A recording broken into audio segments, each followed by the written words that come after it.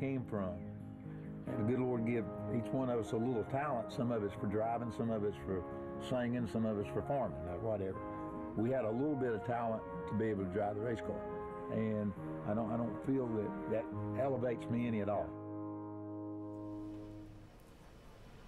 Such a great feature, and so cool to see Kyle Petty interviewing his dad and getting him to share such special stories to the family. Let's take a look at these numbers for Richard Petty. 1,184 races, 200 wins, 555 top fives, 712 top tens, and man, 123 poles. Talk about impressive. Well, when we come back, good news. Everything's looking good. The drivers just called to their cars, and we could go racing in just a handful of minutes. Stick with us. NASCAR on TNT. There they are, getting ready, because these guys just want to get back out there on the track. Welcome to the Gillette Fusion ProGlide 500 presented by Target on TNT. On behalf of Gillette, Target, and Pocono Raceway, we want to thank everybody for tuning in for today's race. Keep a lookout for all the Gillette Fusion ProGlide believers who, after trying the new Gillette Fusion ProGlide razor, truly believe they have received Gillette's best shave yet. After the race, be sure to visit a Target to purchase the Gillette Fusion ProGlide razor.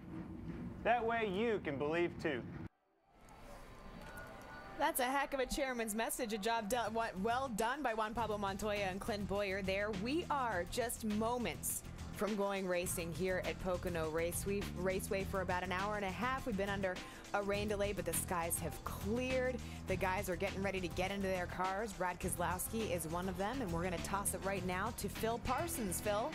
Thanks, Lindsay. I'm standing with the most recent winner in NASCAR, Brad Keselowski. Got that big win last night in Nashville. Got you another guitar. How was that? It was great. What a great night. Discount Tire Dodge Charger team over there on the nationwide side, leading the points, winning races. You know, just makes it a lot of fun, and makes the traveling back and forth, you know, makes it worth it. So got to thank all those guys out there on that team, but I want to win here on the Cup side too. You know, we're working really hard to try and get there with the 12 car, and give us some time. I think maybe we'll be able to do it. Now, this is your first time at Pocono. What do you think about this place? Yeah, this is one of several tracks I've never been to. I've never been here in Pocono, Martinsville. You know, I got Sears Point coming up, so several racetracks that are new to me. So I've had a lot of fun. Qualified really well, ready to get this race started. Did you miss any practice with going back and forth? I missed a little bit of nationwide practice, but made all Cup practice. So I got some great people that helped me out a bunch on the travel, and can't thank them enough. Couldn't do it without them. All right, have a good one. Thank you. To you, Matt.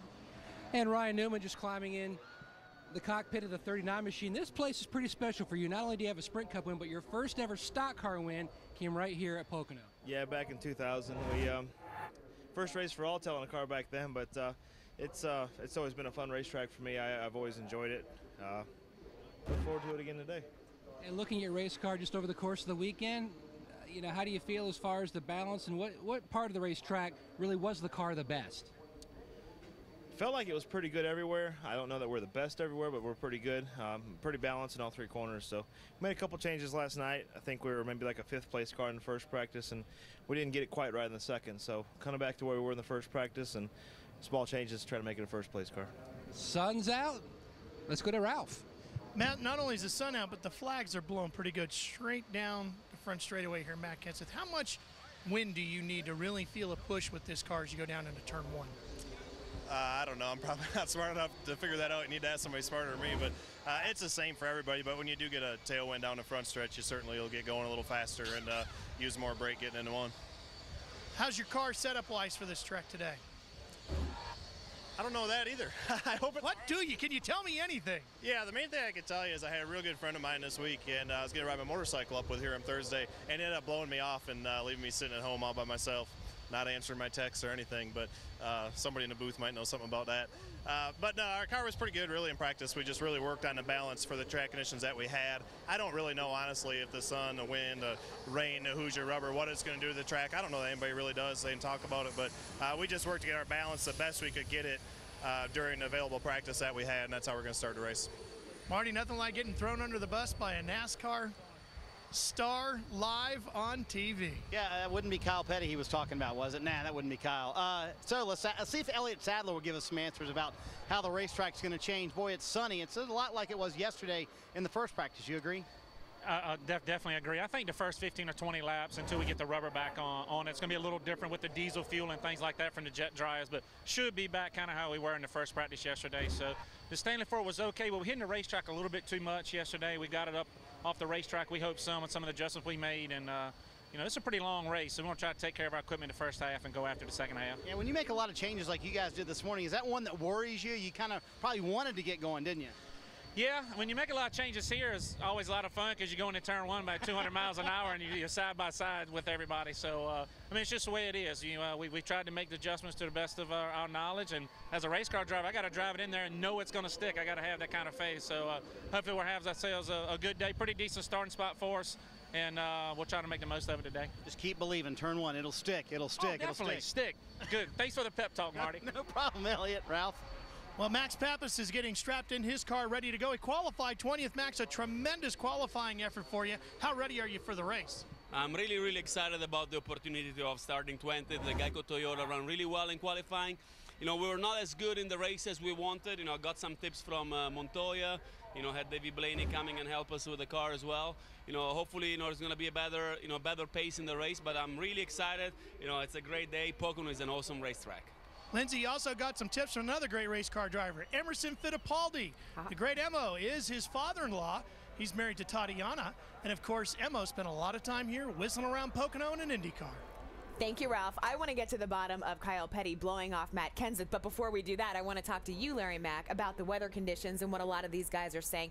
How much is this change now, the sun out, everything going to impact them? Well, yeah, I mean, I think you've got 43 drivers and teams that they have the unknown about their race car. You know, you've got a lot of teams like Carl Edwards, Bob Osborne, the 99 team. They made multitude of changes to their car, so they have no idea what they have, I don't think, regardless of the weather. It was a little cool, a little overcast yesterday. The wind was blowing, so you've got a lot of guys that had pretty good race cars then that they really don't know what they're going to have with the sun out there, because this is a very temperature-sensitive racetrack. When that sun comes out, it heats the racetrack up, and the track loses grip. So, yeah, I would say as we speak, if NASCAR indeed's letting them adjust the air pressure and reset the air pressure, probably will. They're maybe making a little bit of changes to air pressure, which is the only thing they can change right now to start this race. So you're saying it's like they're starting from scratch?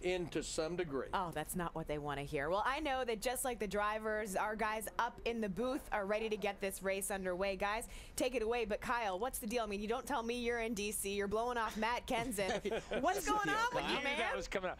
And Matt should know better than to jump on me if I've got the mic last, okay? Let me just say, okay, here's the problem. I had to be in D.C. to shoot a thing for NASCAR.com for the Ponytail Express. Matt cannot pass a Starbucks. I had to be there on a time limit. I did not have time to be dragging his sorry butt up the highway at that day. So I said, okay, Matt, here's the deal. Get there the best way you can. Did he blow you off this week, too? He's never done Sorry, that to me. Matt. Okay, I am so sorry, Matt. I apologize. I apologize. Thank you for returning all my calls this week. I'm sorry. My phone's on the side of 95. Sprint helped me there. The track is drying very quickly. In fact, for all intents and purposes, we are set to go. They are working on a little part of the track there at pit exit. Beyond that, I think we're just about ready to go racing, guys. I would say let's just leave those cones there and let's get this race started. What do you think, Kyle?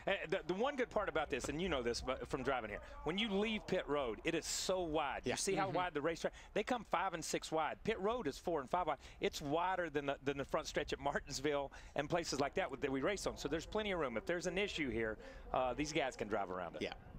When we do get racing here this afternoon, we will begin half number 2 in NASCAR's regular season, and there are no shortage of storylines.